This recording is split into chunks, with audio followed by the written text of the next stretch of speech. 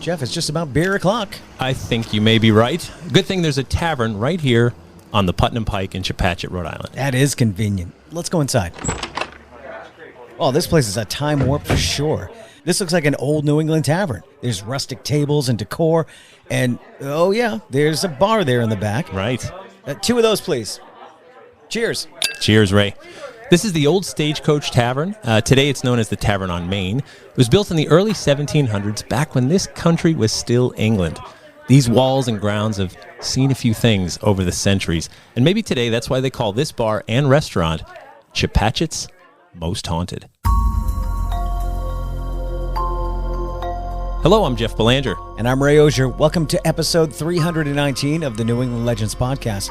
Thank you for being a part of our mission to chronicle every legend in New England, one story at a time. And we can't do it without you. We're always on the hunt for stories of ghosts, monsters, aliens, roadside oddities, true crime, and any other weird thing that makes New England special. If you got a story lead for us, please reach out to us anytime through our website, where you can also find dates for my fall story tour, dates to see Ray's band, the Pub Kings, and a link to buy the brand new, hot off the presses, 2024 Haunted New England calendar with photography by Frank Grace and stories by your old buddy Jeff. Like last year, these are limited edition. Once they sell out, they're gone. We'll go searching for the ghosts of Tavern on Main right after these words from our sponsor. Okay, Jeff, can't say I'm surprised that a tavern this old and historic is also haunted. Yeah, it does kind of have that look, doesn't it? Sure does. But we've learned just because it's old doesn't guarantee that it's haunted. Right. And just because it's haunted doesn't mean it's old. So true. But in this case, we have both.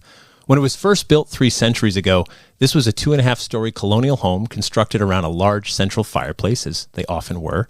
And you can still see some of the original hand-hewn wooden beams in the building. Yeah, some of them are right above our heads. Right. It all adds to the old-time charm of this place. So people have died here. There's been a murder. Another person's been shot. And history has left a scar here. Multiple scars, really. But the biggest mark was left on this tavern back in 1842 during an historic event that's become known as Dorr's Rebellion. So let's head back to 1842 and see what happened. It's the summer of 1842, and politically speaking, things in Rhode Island are a little tense. It seems like almost everyone is angry at someone around here. That's true, and it all comes down to who has the right to vote. When Rhode Island first got its charter back in 1663, it stated only male landowners could vote. Right. That was pretty normal for the times and seemed democratic enough. If you own land, you get taxed, so you get a say. By the 1840s, the law was updated to state only male landowners could vote if they owned property worth at least $134 or land that generated at least $7 in annual rent. Those numbers seem a little arbitrary, but still, it almost feels like the law is trying to keep the poorest people from voting. Well, you're not the only person to think that way. Plus, Rhode Island has been changing over the last 200 years. 60% of the state's free white men can't vote due to these land-owning constraints. The state is growing more urbanized. Jobs today aren't mostly centered on farm life like they had to be 2 centuries ago, so men start to organize a suffrage movement. They argue that an electorate made up of only 40% of the state's white men, rules based on charters signed by the King of England centuries ago, was not constitutional. It's, quote, un-Republican. The only fix is to create a new state charter to fix the outdated rules. Enter Thomas Wilson Dorr. His plan was to write a new state charter and form a new parallel government that would gain the support of most of the people in the state. He courted the disenfranchised poor Irish Catholics who weren't eligible to vote under the current laws. Now, initially, Dorr wanted to include blacks and other non-white men in this new government, but he caved under pressure from immigrants who threatened not to support him. So late last year, Dorr drafted what he called the People's Constitution, which would grant all white men the right to vote within a year. And the current government drafted their own Freeman's Constitution, which grants some concessions to the non-voting class. So the Freeman's Constitution was defeated in the legislature, thanks to Dorr and his supporters, and the People's Constitution passed. Now, of course, those in power said that's not legal because those who voted weren't allowed to vote thanks to the old rules.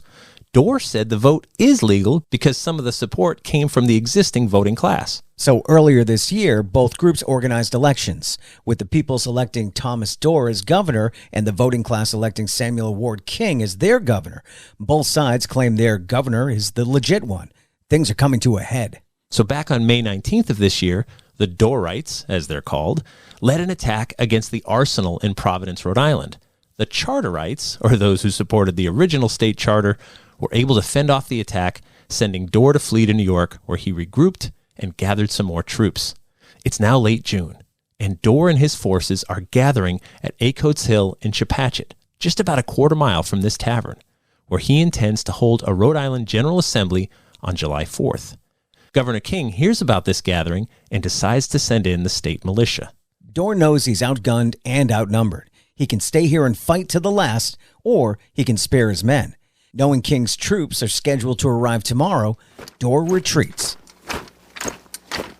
Still, Governor King's men arrive to make sure Dorr's rebellion doesn't get another chance to regroup. They fire at the tavern on Main Street, sending a bullet right through the front door, striking Horace Bourdin right in the thigh. Tavern keeper Jedediah Sprague has no choice but to allow in Governor King's men, who demand food, drink, and lodging. All summer, they stay here in the tavern, racking up quite a bill. By the time they leave at the end of the summer, they have consumed 37 gallons of brandy, 29 gallons of West India rum, 34 flasks of liquor, a few dozen bottles of sherry, 12 dozen bottles of champagne, and 2 dozen bottles of cider. Wow. Right? Plus 820 bushels of oats, 17 tons of hay for their horses, 2,400 dinners were served, and 11,500 cigars enjoyed by the soldiers. All of these things were to be put on the tab of Governor King, but not a dime was ever collected. And that brings us back to today. So Dorr's rebellion was squashed with violence and nearly bankrupted a local business. However, changes to the voting laws were made. In September of 1842, an assembly met in Newport to make voting possible for any native-born adult male of any race who could pay the poll tax of $1, which would go to fund the public schools. Now, that would be about $37 in today's money. Non-native-born citizens could vote if they own land, and the Narragansett tribe was completely prohibited from voting. So the poor were still cut out, as were the Narragansett, who were the original landowners. Exactly right. Though being the epicenter of the Dorr Rebellion is the most significant historic event to leave a mark on this tavern on Main, it's not the only thing. Back in 1966, a father accidentally drove his car into his adult son, who was crushed against the steps on the tavern. And there's rumors of a murder in the 1970s. Either way, a lot of history happened here. People came and went. Debates were held here, lively discussions, and various people from all walks of life. And some of them never left. So today the staff claims glasses sometimes break on their own. The temperature will suddenly drop out of nowhere. And some report seeing apparitions. Some even claim to have seen Thomas Dorr himself. He's the most famous person to ever grace this tavern. Right, so his identity is often placed on whatever bumps in the night here. Now, though we can't say for certain exactly who is haunting this bar and restaurant, its haunted reputation comes up again and again. They hold ghost investigations here. Local media searches this place for Halloween features. And here we are throwing another log on the haunted fire that is the Tavern on Main.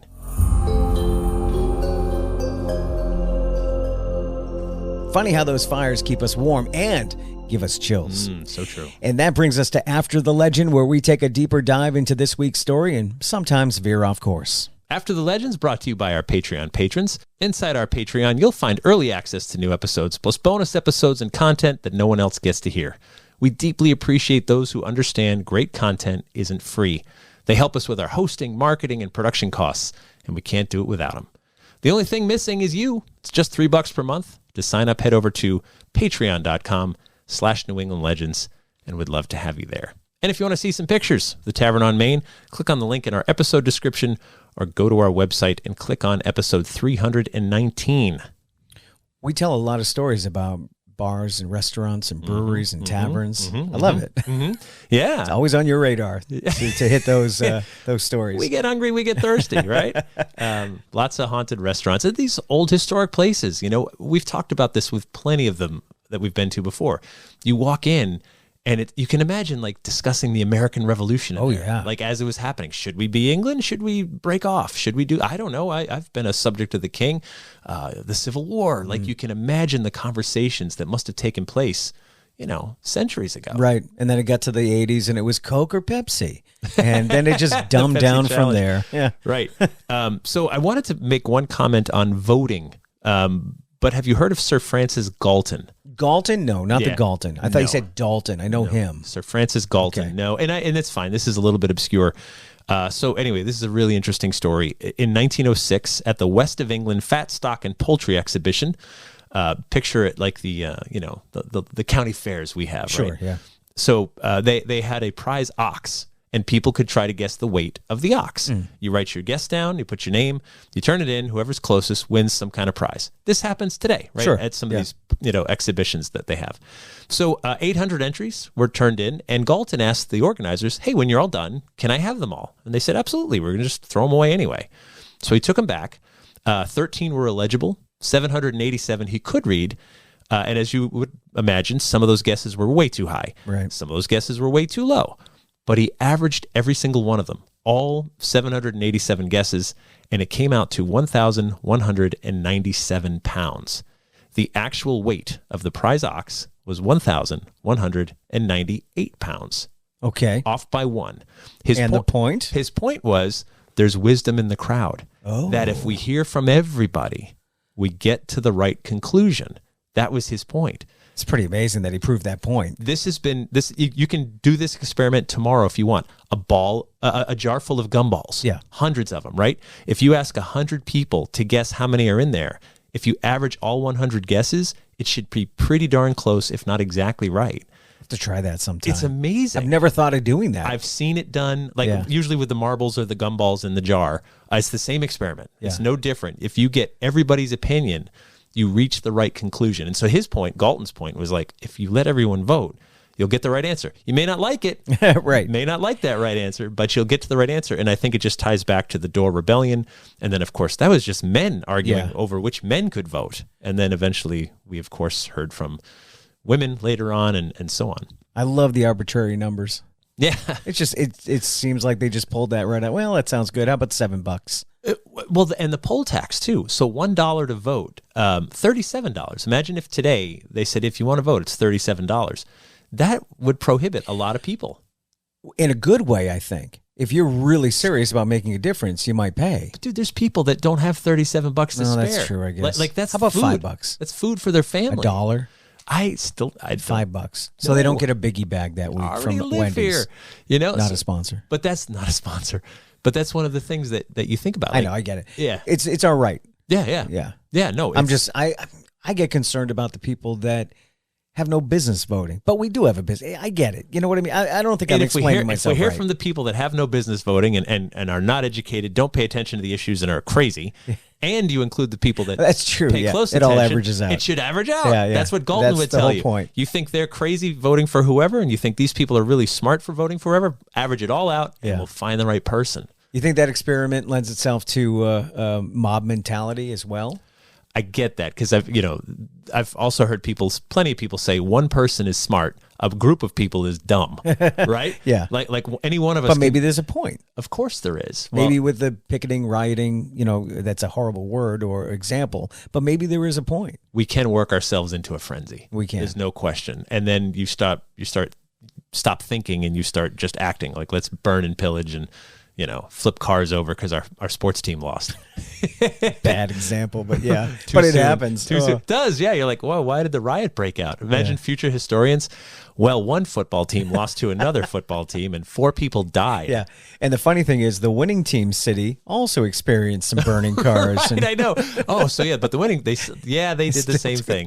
People died there too. We just Crazy. can't help it. Whether we're really happy or really angry, someone's going to die and a car is going to get flipped over. Yeah. But yeah, the Tavern on Main, great food, like really one of these great places that's been around for so long. But yeah, you walk in and it is a time warp. They're in History. Chepachet. Yeah, right. Why would you change that? Why would you update that? You wouldn't. Right. I think that's part of the charm. You sit down and you can stare at the bar and you can imagine those conversations from centuries ago. Sometimes you might hear those conversations if you listen carefully enough. No. So they do some dining with the dead events. Oh, yeah. They have ghost hunts there sometimes and whatever. So I think they sort of embrace their haunted reputation. And at a place that old, like, come on, you're going to have a ghost or two kicking around. I'll have to talk to these people about my cookbook. Not cookbook. I still haven't figured out what we should be doing with it. Right. I reached out to a couple places. Right. None of them got back to me. Oh, really? So now I'm thinking we switch it to breweries. I think they'd be a little bit more receptive to a... Oh. Did we talk about this on We the did- extra? No. Maybe it was the extra. Maybe. Yeah, this was probably the extra. You can't give it away, right? Not here. I know. This is Somebody else to will the steal it. masses. Yeah. This has our name on it, though. Right. So you can't steal that. Right. But yeah, the reality is like we're always thinking about ways we can celebrate all the weirdness, whether it's with a podcast or with a book or with, something else that we do. But anyway, the Tavern on Main in Chepachet, most certainly haunted. If you've got a story we simply must hear, please reach out to us anytime through our website. Don't assume we've heard. We're always on the lookout for strange tales of ghosts, monsters, aliens, true crime, roadside oddities, and weird history. And please tell a friend or two about the show. The more people who share this podcast, the more stories we can collect. Our crowdsourcing depends on you. So subscribe and share wherever you get your podcasts. Thank you to our sponsor. Thank you to our Patreon patrons. And our theme music is by John Judd. Until next time, remember, The Bazaar is closer than you think.